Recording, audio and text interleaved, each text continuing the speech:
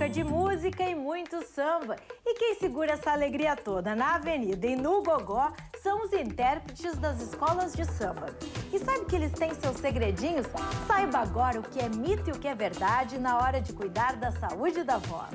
A paz era sua bandeira, show! Rebelde sim de coração, porque a nossa ninguém tira valor. Companheiro é sua verdade, o povo quer paz, mas amor e dignidade, por isso sou eu que tô. Se a escola de samba tem voz, ela vem desses caras aí. São os intérpretes de samba enredo, também conhecidos como puxadores. A gente passa a alegria no dia do desfile, né? A gente tenta transmitir a alegria, transmitir aquela energia. Imagina se a gente chegar lá sem voz, na hora do grito de guerra que o pessoal tá, que eu falo, é de arrepiar! Se eu for cantar é de arrepiar, não vir a voz, o pessoal não vai vir com aquela energia. É a voz que me trouxe para a Imperatriz Ana Leopoldina, a voz que me sustenta, né? Então a voz para mim hoje ela é tudo. A voz é meu instrumento de trabalho. A voz é que fez eu cantar aqui em Porto Alegre, me faz cantar no Rio de Janeiro. A voz aqui é o meu, não é o meu ganha-pão, mas é o meu prazer maior, é a minha voz. Meu pavilhão é quem me pode chorar. E no samba, hoje aonde somos nós. Para chegar com todo o gás na avenida, eles exercitam bastante o corpo, mas o principal mesmo é a voz. Assim como a gente se correr durante horas sem um preparo físico nos dá um desgaste e até nós nem conseguiríamos, quem não tem esse preparo, pro canto é a mesma coisa. Então o jeito é fazer muita careta.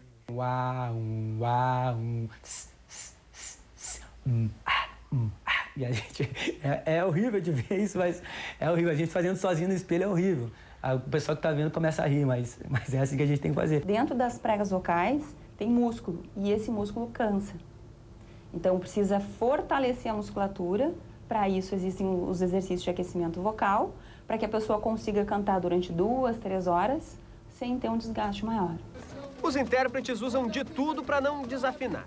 Tem seus segredinhos, com cada receita curiosa que a gente não sabe se realmente faz efeito. Me ensinaram a tomar uma gemadinha, que faz bem pra voz. Então, uma gemadinha antes de cantar, toma um chazinho, raiz de Guiné.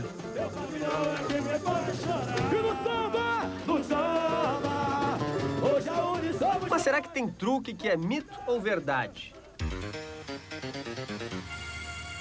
A gemada, assim como naquele filme Os Filhos de Francisco, em que o Zezé de Camargo e o Luciano, eles comiam o ovo cru, não tem nenhum efeito na voz. É realmente mito. De vez em quando eu não tenho nada a fazer, eu boto um cravo na boca.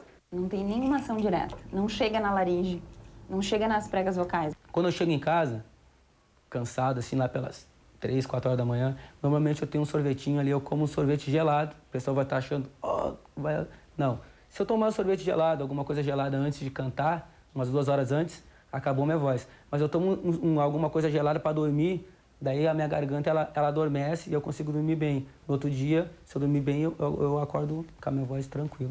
Para os cantores que têm uma demanda muito grande, que cantam 3, 4 horas num show, que usam e gastam muito, desgastam a voz, em alguns casos, como a prega vocal, as cordas vocais acabam ficando inchadas, para desinchar é orientado o uso do gelo, o uso de bebidas um pouco mais geladas. O intérprete da Imperadores do Samba não passa um dia sem mastigar pedaços de maçã para exercitar a musculatura da dicção. O mel com limão também faz parte da rotina para ajudar na lubrificação das cordas vocais. Receitas aprovadas pela especialista. Mas nenhuma dessas receitas é tão eficiente como a água. Ela é que tem a ação mais benéfica para lubrificar as cordas vocais, que o nome correto seriam pregas vocais. Então, beber a água, pequenos goles ao longo do dia. Também não adianta as pessoas que bebem 1 litro de água no almoço e 1 litro de água na janta e nesse período, nesse espaço de tempo, não se hidratam.